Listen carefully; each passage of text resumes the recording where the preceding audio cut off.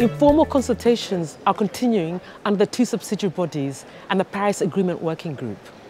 Capacity building has also been in the spotlight, as well as the unresolved issue of loss and damage.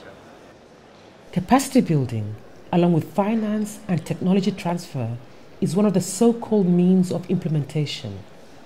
This translates into support from rich nations to developing countries for mitigation and adaptation under the Paris Agreement.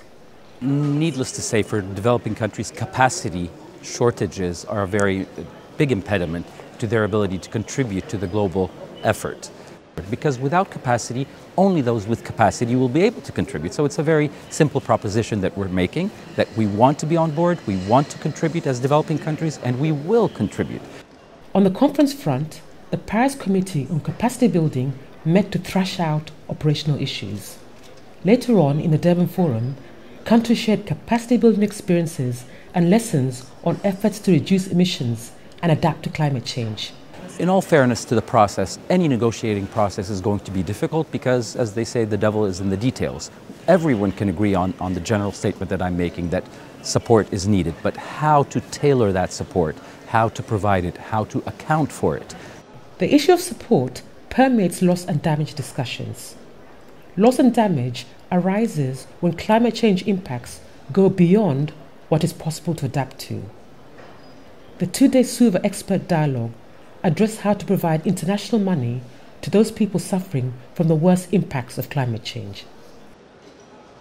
So at the moment, with climate change, we have a break. So the people who are causing climate change are predominantly rich countries, industries like the fossil fuel industry, but the people paying the real costs of climate change are the poorest people and the most vulnerable people on the front line of these worst impacts. In terms of the bigger picture, it's early days. Countries are still working out the best way to make meaningful progress. The pressure is on though, because expectations are high.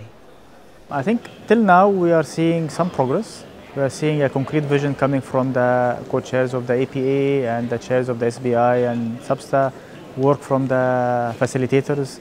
I think there is a structured approach to the outcome.